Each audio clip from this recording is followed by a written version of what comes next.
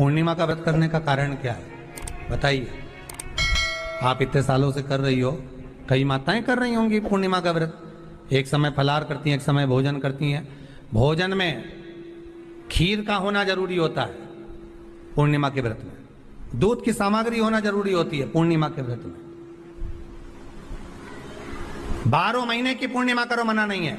और पूर्णिमा उठाने का भी समय होता है चैत्र के महीने की जो पूर्णिमा होती है, चैत्री पूर्णिमा पहली पूर्णिमा मानी जाती है, इसलिए चैत्री पूर्णिमा को सिद्ध पूर्णिमा कहते, कार्य सिद्धात्री पूर्णिमा कहते, सिद्ध करने वाले। मनोरथी पूर्णिमा कहते, मनोरथी पूर्णिमा। इसलिए पूर्णिमा का व्रत कहां से उठाया जाता है? चैत्र के महीने की पूर्णिमा से पूर्णिमा का व्रत उठाया जाता है कि मैं महीने की पूर्णिमा करूंगी तो वो चैत्र पूर्णिमा से उसको उठा लिया जाता है। पर उसका एक नियम रहता है, आप फलाहार करें अपनी जगह पर है, पर एक समय भोजन कर रहे हैं वो अपनी जगह पर। भोजन के साथ में मीठे के साथ थोड़ा दूध की सामग्री होना जरूरी होती है। और क्यों करते हैं पूर्णिमा का व्रत, किस लिए किया जाता है, क्यों करा जाता है, उसका व्याख्यान वर्णन शिव महापुराण के अंतर्गत स्कंद पुराण में लिखा गया। स्कंद पुराण में वर्णन किया है श्री वेदव्यास जी महाराज ने।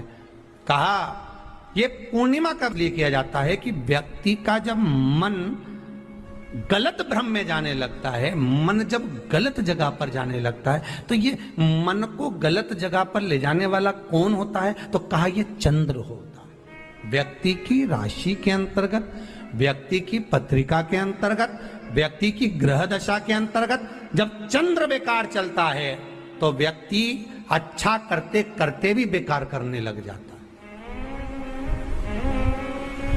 चंद्र डोल रहा है। कई माताएं कहती हैं गुरुजी हमारे बेटे को आशीर्वाद दीजिए, बहुत गलत संगत में जा रहा है, मतलब समझ जाना कि चंद्र गड़बड़ जा रहा है। बेटी अगर गलत मार्ग पर जा रही है, बेटी अगर गलत संगत में जा रही है, किसी अन्य व्यक्ति की ओर आकर्षित हो, चंद्र गड़बड़ हो रहा है, उसका चंद्र कहीं जा रहा है। कोई पुरुष, कोई लड़का, कोई गलत मार्ग पर जा रहा है, चंद्र गड़बड़ हो रहा है।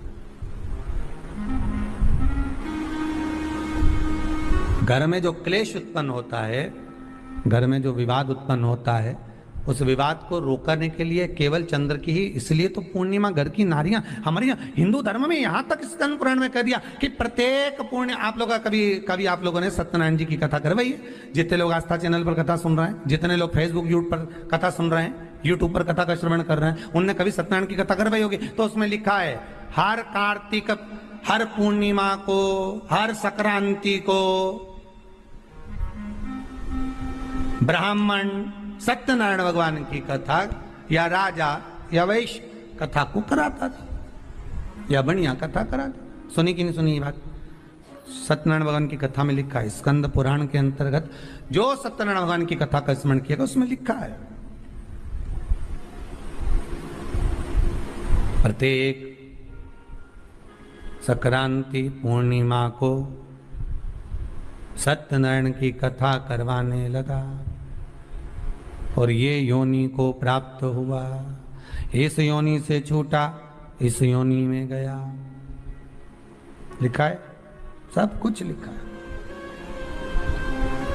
अब उत्ते से समझ जाओ कि पूर्णिमा को सत्यनारायण की कथा करने का बोला है, तो पूर्णिमा को सत्यनारायण की कथा का क्यों बोला? वैसे तो रोज कराओ सत्यनारायण जी की कथा, प्रतिदिन कराओ, मना नहीं है। आप क्या कोई विशेष फंक्शन है आप सत्यनारायण जी की कथा करवा, पर पूर्णिमा संक्रांति को और संक्रांति को पूर्णिमा को सत्यनारायण की कथा का स्मरण क्यों करवाया गया? क्योंकि पूर्णिमा के दिन अगर ये भगवान का व्रत रख लेगी, पूर्णिमा के दिन अगर ये खीर का प्रसाद बना लेगी, थोड़ा सा दूध की कोई सामग्री बना लेगी और भगवान को भोग लगा देगी, भले सत्यनारायण भगवान के भाव से बनाए, भले सत्यनारायण जी के निमित्तार्थ बना, पर अगर इसने सत्यनारायण भगवान के निमित्त से बना, पर पूर्णिमा के दिन अगर ये व्रत रखेगी, उपास रखेगी या कोई सामग्री बनाकर भगवान की पूजन कर लेगी, तो इसके घर में जो अशांति है वो शांति में बदल जाएगी। इसलिए कई घरों में आज भी सत्यनारायण भगवान की पूजन हर पूर्णिमा को करती है। माता किताब लेके बैठ जाती है, तुरंत तुरंत उन्हें ऑफिस जाना, कहीं काम पे जाना, और तुरंत तुरंत उसने तुरंत जल्दी जल्दी कलश रखा, कलश नहीं भी रखे तो भगवान की पूजन कर कुरा के ब्राह्मण देवता को बुला लेगी, ब्राह्मण नहीं आएंगे तो खुद कर लेगी, पर करती जरूर है। इतना सा आटा सेक लेगी, पंजेरी बनाई, सीरा बनाई, मिठाई रख दो, कुछ भी करेगी पर सत्यनारायण की कथा कर ले। उसका मन लग गया उसमें, मतलब पूर्णिमा को करना है। उसको करने से क्या होता है? शांति रहती है, शीतलता रहती। जिसके घर में हर महीने की पूर्णिमा को खीर बनती हो, ध्यान दीजिएगा, बहुत सुंदर संवाद चल रहा है, बहुत ध्यान देने वाली बात है। प्रत्येक महीने की पूर्णिमा को जिसके घर में दूध की सामग्री बनती हो, दूध की सामग्री तैयार होती हो, खीर प्रसाद तैयार होता हो, उसके घर में कभी क्लेश नहीं हो सकता। चाहे सास बहू एक दूसरे के सामने वो कहे ना, वो सांप और नेवले की लड़ाई क्यों ना, फिर भी शांति हो जाती है। पर प्रत्येक महीने की पूर्णिमा होना चाहिए। ये नहीं कि तुमने एक महीने की पूर्णिमा पे बना लिया और दूसरे महीने की पूर्णिमा को गायब कर दिया। फिर किसी ने कह दिया आज चूरमा तो बन रहा है, दाल बाटी तो बन रही है चूरमे के साथ में, लड्डू बन रहे हैं, तो काय को खीर बना रही हो? तो तुमने अब वो खीर प्रसाद। जो बच्चा बुद्धि से विकलांग हो, विद्या में कमजोर हो, परीक्षा हॉल में पेपर देते समय भूल जाता हो,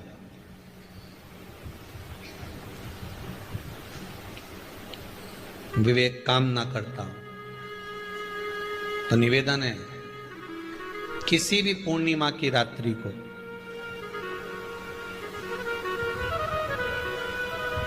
बारह बजे गाय के, गौ माता देसी गाय के जो 4 थन होते हैं, उन 4 थन में से जो आगे के थन होते हैं, 2 पीछे की ओर होते हैं, 2 आगे की ओर होते हैं, तो जो आगे के 2 थन है, उस थन का दूध निकलवा लिया जाए और उस दूध का कोई भी पदार्थ बनाओ तो ठीक है, ना बनाओ तो उसी दूध में शक्कर मिलाकर पूर्णिमा की रात्रि को जो विवेक से कमजोर हो, बुद्धि से कमजोर हो, या याद करा हुआ सब भूल जाते हो, या आपके लिए भी है कोई चीज रखते हो भूल जाते हो, विवेक याद नहीं रहता, बुद्धि में इतना प्रबल बल नहीं आ पाता, याददाश्त कमजोर होती चली जा रही, तो किसी भी पूर्णिमा की रात्रि को 12 बजे गाय के आगे के 2 थन का दूध, उसमें कोई पदार्थ शक्कर गुड़ कुछ में मिलाकर भगवान के चंद्रदेव की साक्षी में उसको पिला दिया जाए।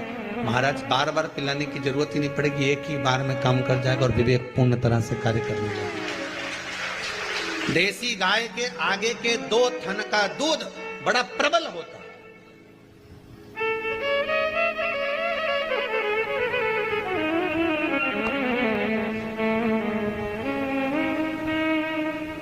पूर्णिमा की रात्रि को 12 बजे उसका प्रयोग किया जाए।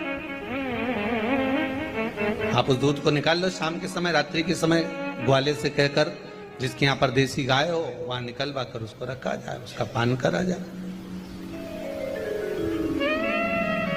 महाराज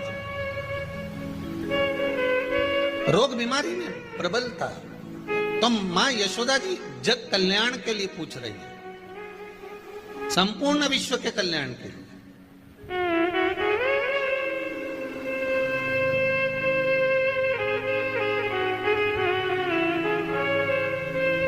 अरे कितना सुंदर संवाद है। स्कंद पुराण में समुद्र मंथन की तिथि, नक्षत्र, घड़ी, पल सब कुछ लिखा हुआ है कि समुद्र मंथन के लिए देवताओं ने इंतजार करा था। कब? जब चंद्र का प्रभाव पूर्ण हो। जब चंद्र का प्रभाव पूर्ण होगा तब जो मंथन होगा, उस मंथन का जो सुख होगा वो जीवन को आनंद दे जाएगा। हो सकेगा तो कल की कथा में मंथन के लिए जो समय स्कंद पुराण में कहा गया कि ये समय में चंद्र प्रबल होगा, उस चंद्र की प्रबलता में मंथन का कार्य प्रारंभ करा जाए। देवता और राक्षस मिलकर मंथन करें। कल की कथा में वो पल, वो समय भी बताएंगे कि स्कंद पुराण में ये जगह पर ये चीज लिखी है। क्यों इंतजार कर रहे हैं कि चंद्र प्रबल हो तब हो? क्यों भीष्म पितामह इंतजार करते हैं कि सूर्य उत्तरायण हो तब जाऊं?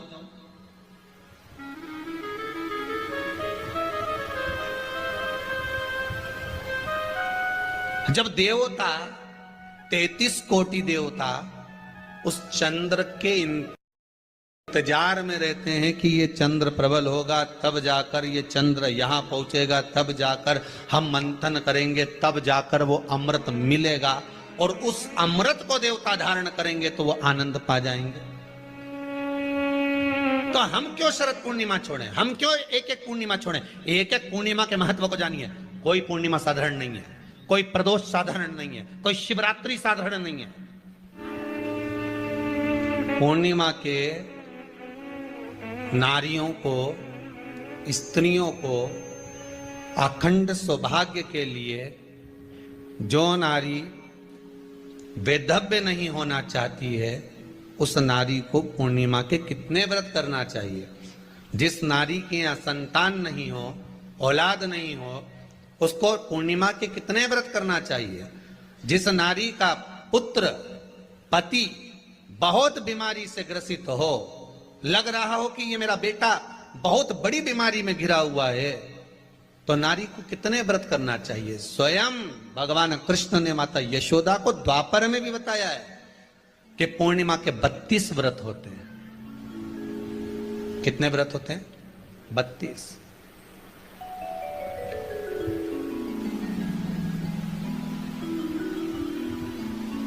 स्वयं भगवान कृष्ण यशोदा रानी को, माता यशोदा जी को भी बता रहे हैं 32 व्रत।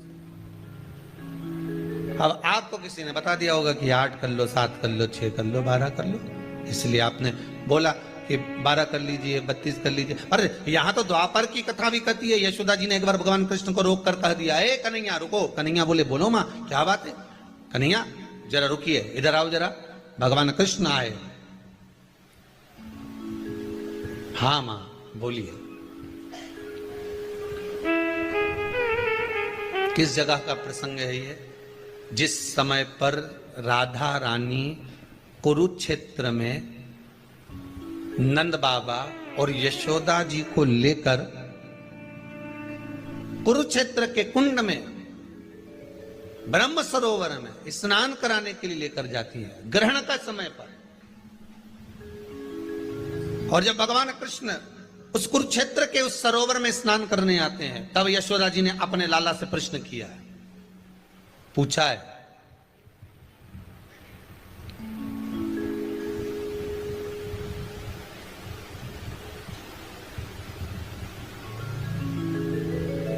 कि नारी वेधव्य होकर ना मरे।